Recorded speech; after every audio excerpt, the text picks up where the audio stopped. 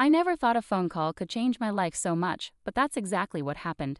One crisp autumn afternoon in Chicago, I noticed my phone ringing with an unknown number.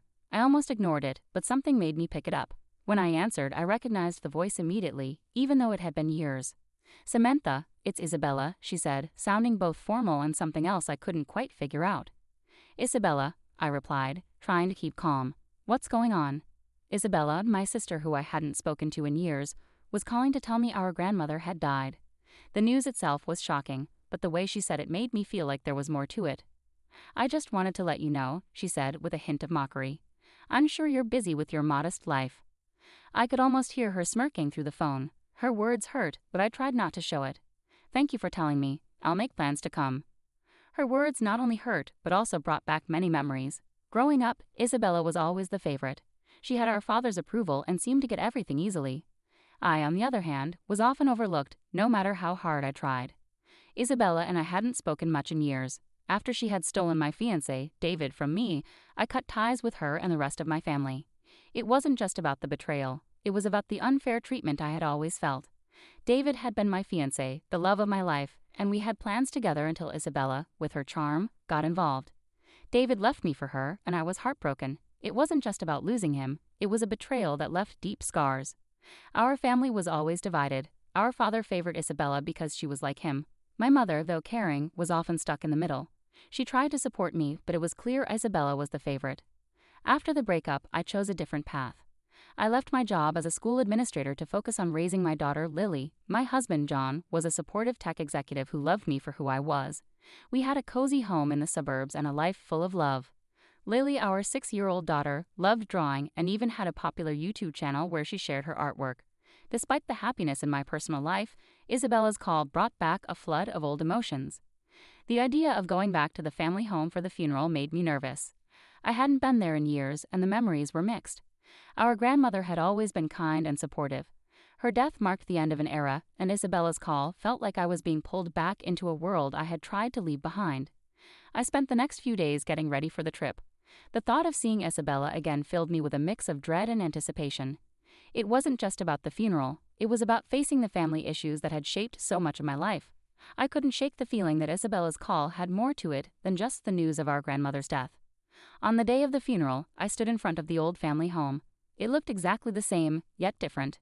It was like the walls held the echoes of our childhood, the laughter, the fights, the dreams, and the disappointments.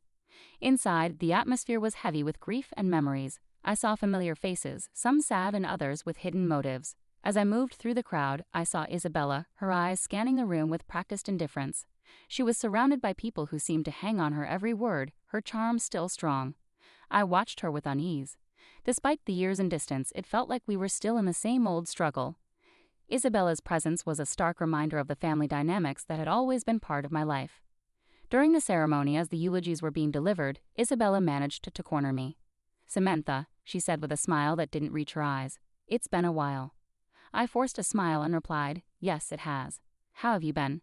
"Oh, she replied, her voice dripping with fake sweetness. "Life has been interesting." I could sense the undertone in her words, the same old rivalry that had never really gone away. Looking at her, I realized this reunion wasn't just about mourning our grandmother. It was about facing the past, the betrayals, and the choices that shaped our lives. Little did I know this encounter would lead to revelations that would challenge everything I thought I knew about my sister and our family. The days leading up to the funeral were tense and filled with unresolved emotions. I tried to focus on my family, John, Lily, and our daily routines, but I couldn't ignore the upcoming reunion with Isabella and the family I had distanced myself from. The familiar, painful echoes of the past were all too real. On the day of the funeral, the air was thick with grief and unresolved emotions. The family home was filled with relatives and friends, all paying their respects. The house, with its worn charm, seemed to watch over us like an old friend holding secrets. The walls felt heavy with the weight of past arguments, laughter, and hidden truths. As I entered the living room, I felt Isabella's eyes on me, her presence as imposing as ever. Her polished exterior masked the deep-seated rivalry that had always existed between us. She soon approached me again, her smile more genuine but still carrying an edge. "I've been meaning to catch up," Isabella said, her voice curious. "It's been a while since we've had a chance to talk." I forced a smile, trying to keep my emotions in check. "Yes, it has. How have things been for you?" "Oh, Isabella replied with a wave of her hand. "Busy, but good. I'm sure you've heard from the family about how things have been for me. I nodded, though I wasn't sure what she meant. The last I heard, Isabella was living a luxurious life in Los Angeles. The stories I heard painted a picture of success and perfection, but I knew better than to believe them completely. During the wake, Isabella flaunted her perceived success. She talked about her life in Los Angeles, her upscale lifestyle, and her supposed achievements. It was as though she was trying to outshine everyone to prove her life was better than mine. I watched her with a mix of curiosity and irritation. I knew beneath her confident facade was a tangled web of lies and manipulations. It was hard to ignore her mentions of David Parker, my former fiancé and now her ex-husband. Her casual references to him, her attempts to show she was unaffected by their failed marriage, felt like salt in an old wound. David had once been the center of my world. We had planned a future together until Isabella, with her charm, had stolen him away. The betrayal left me heartbroken and disillusioned. Seeing Isabella flaunt her life so casually was a painful reminder of the hurt I had tried to move past. I decided to confront Isabella about the past, hoping to find some closure. As the crowd began to thin out, I pulled her aside into a quiet corner of the house. "Isabella, can we talk?" I asked, trying to keep calm. She looked at me, narrowing her eyes a bit. "Of course. What's on your mind?" "I need to know why," I said, trying not to let my voice shake. "Why did you take David from me? What made you think you could do that?" Isabella's expression changed from fake cheerfulness to something colder and more calculating. "Samantha, it's not about taking anything.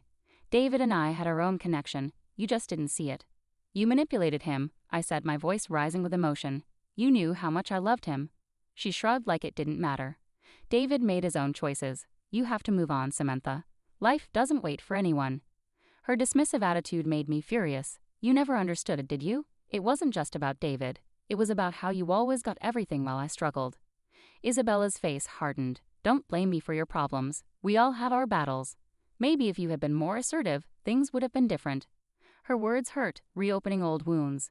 I wanted to lash out but took a deep breath to stay composed. "This isn't just about David. It's about our family and how things have always been against me." Before Isabella could respond, some distant relatives arrived and I had to step away, leaving the confrontation unresolved.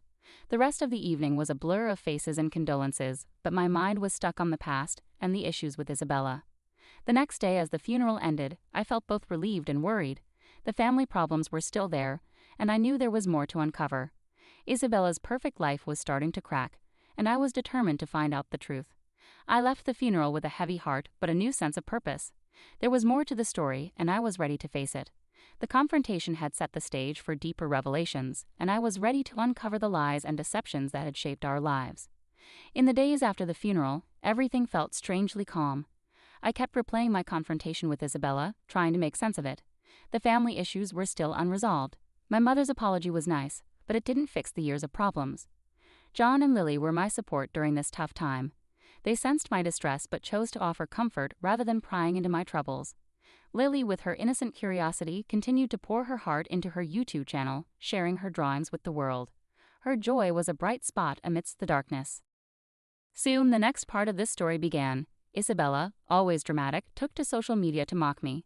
Her posts were sarcastic, showing herself as successful while implying my life was dull. It was frustrating to see her trying to belittle my happiness so publicly.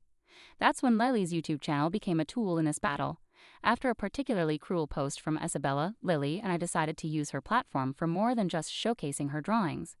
I helped Lily create a video that countered Isabella's lies, focusing on the positive aspects of our life and subtly addressing the falsehoods Isabella was spreading. The video, though seemingly innocent, had clear references to Isabella's attempts to undermine us. It quickly gained attention, and soon the comment sections of both Lily's channel and Isabella's posts were filled with reactions. People began to see Isabella's facade for what it was, a mask hiding her insecurities and deceptions. As the video went viral, Isabella's reputation started to crumble. The backlash on social media was quick and harsh. Comments pointed out the inconsistencies in her stories and questioned her integrity. The spotlight she had crafted was now exposing her vulnerabilities. Meanwhile, Isabella's personal life began to fall apart too. David, struggling with the public fallout from our confrontation and the negative attention on his and Isabella's failed marriage, made a significant mistake at work. This led to his dismissal from his job as a software engineer. The pressure was too much for him, and he fell into a deep spiral of self-doubt. Unable to cope with the financial and emotional strain, Isabella made a drastic decision. She filed for divorce, cutting the last ties with David. Their son James, caught in this turmoil, was placed into a care facility because of Isabella's unstable situation, a stark contrast to the privileged life she once flaunted. The family dynamics were changing fast. My mother, who had always favored Isabella, approached me with a heartfelt apology for the past. She admitted that her favoritism towards Isabella was a mistake and acknowledged the hurt it caused.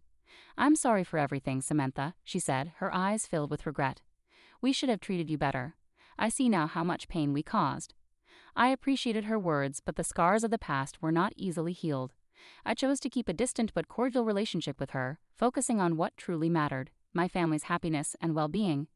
Amid these revelations, John and I decided to take a break from the chaos. We planned a joyful outing to an amusement park, a chance for Lily to enjoy herself and for us to reconnect as a family. It was a reminder of the simple joys and the love we shared.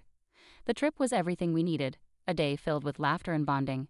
It reinforced the strength of our family and highlighted the content life we had built together.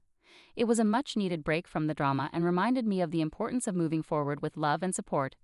As we enjoyed the day, I realized that while the past had its shadows, the future held the promise of light.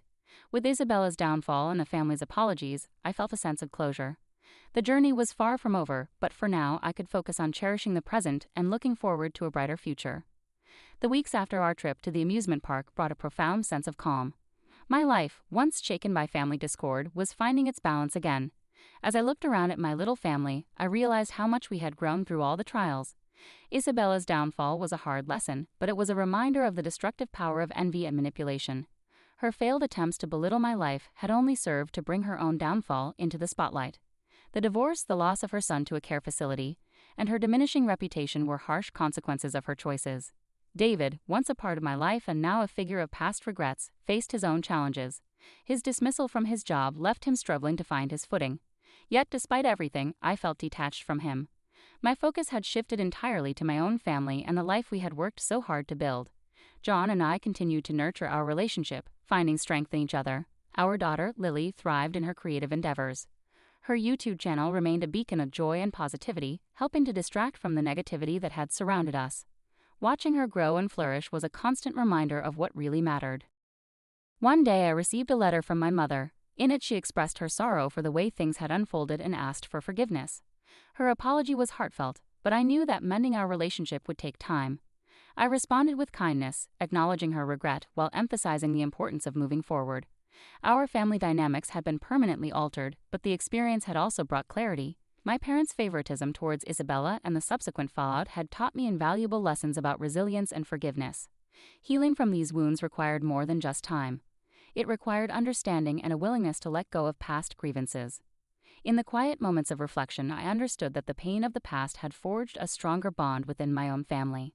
John, Lily, and I were more connected than ever, and our shared experiences had deepened our appreciation for one another. We found solace in our daily routines and the small moments that brought us joy. As summer turned to fall, I began planning a new project, one that would honor the lessons learned and the family we had become. I started a community initiative focused on helping families navigate conflicts and build stronger relationships. It was a way to turn my experiences into something positive, offering support and guidance to others who might be facing similar challenges. Looking back, I saw how far we had come from those turbulent days. The confrontation at our grandmother's funeral, the subsequent revelations, and the social media battles had all led to a profound transformation. Isabella's story was a cautionary tale, but it was also a testament to my own resolve and the importance of moving forward with love. As I closed the final chapter of the story, I felt a sense of closure. The journey had been hard but also enlightening. The road ahead was filled with promise, and I was ready to embrace it with an open heart. In the end, it was the love of my family and the lessons learned that had guided me through. With John by my side, Lily's laughter brightening our days, and the community project taking shape, I knew that the future was ours to shape. As I looked forward, I carried with me the certainty that no matter what challenges lay ahead, our family's strength